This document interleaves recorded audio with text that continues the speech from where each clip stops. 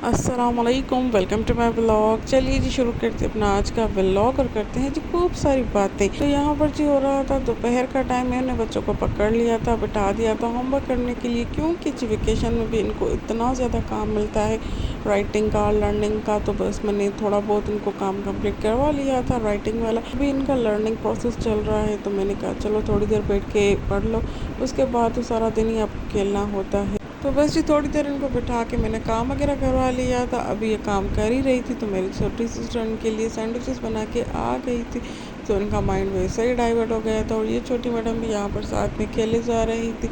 आजकल ये भी बहुत ही ज़्यादा इनको डिस्टर्ब करती है, इनकी पेंसिल्स खींचती है, इनकी कॉपीज़ खींचती है, तो ये इसमें भी लग जाती है कि नहीं बस इसके साथ ही खेलना है, तो बस ज़बरदस्त इनको पढ़ाना पड़ता है। और यहाँ पर जो मैं भी खा रही थी यम्मी सा सैंडविच, बहुत ही अच्छा बना हुआ था, तो मैंने भी टेस्ट कर लिया था। तो बस जी बच्चों ने भी पढ़ लिया था और मुझे करने थे थोड़े बहुत कपड़े प्रेस, तो मैं आ गई थी ऊपर कपड़े प्रेस करने के लिए। एक दफ़ा मैं सारे कपड़े प्रेस करके हैंग कर दो तो बहुत ही ज़्यादा इजी रहता है, कहीं आने जाने में उठाया और पहन के चले गए।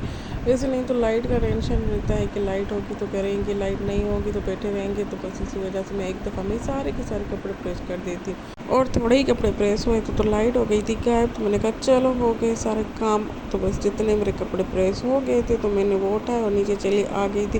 क्या बैठ के अभी लाइट का वेट करती हूँ, मैंने सोचा कि चल के नीचे देखती हूँ क्या हो रहा है। तो जैसे ही मैं नीचे आई तो अम्मी भी अपने कामों में बिज़ी हुई थी, तो मैंने पूछा कि आप क्या कर रही हैं। तो मैंने बोला कि ब्रोस्ट की मैरिनेशन रेडी कर रही हूँ। बाबा लेके आ गए थे कंप्लीट चिकन और फरमाइश की कि इसे ब्रोस्ट करते, तो अम्मी बस उसकी मैरिनेशन वगैरह में लगी हुई थी। ये चिकन हमें नेक्स्ट डे बनाना था, तो एक दिन पहले ही अम्मी सारी मैरिनेशन इसकी कंप्लीट करके रख देगी ताकि ये अच्छे तरीके से मैरिनेट हो जाए, अंदर तक टेंडर हो जाए इसके सारे जो स्पाइसेस है। और ये यहाँ पर थे जी नेक्स्ट डे के चिल्ले।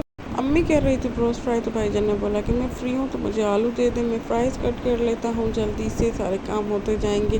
तो अम्मी यहाँ पर आलू वगैरह वॉश करके भाईजान को दे रही थी और साथ में इसको भी चेक करती जा रही थी कि किस साइड से पकती जा रही है। माशाल्लाह माशाल्लाह बहुत ही यम्मी बनी थी। और यहाँ पर जो भाईजान फ्राइज़ कट कर रहा था। और जो मैंने लास्ट व्लॉग में आपको बताया था कि मेरे व्लॉग्स इतने दिनों से क्यों नहीं आ रहे, इसके पीछे कुछ रीज़न थे। एक रीज़न तो मैंने आपको बता दी थी कि मैं ब्रेक लेना चाह रही थी 2-3 दिन के लिए, बट वो ब्रेक इतनी ज़्यादा लंबी हो गई कि मुझे 1.5 मंथ लग गया वापस आते आते। और दूसरी रीज़न थी नज़र बर हक है, हम उस पर यकीन नहीं करते। नज़र का ज़िक्र कुरान शरीफ में भी है, बट हम इस पर ज़्यादा इतना सीरियस होकर बात नहीं करते, ना ही इस तरफ हमारा ध्यान जाता है।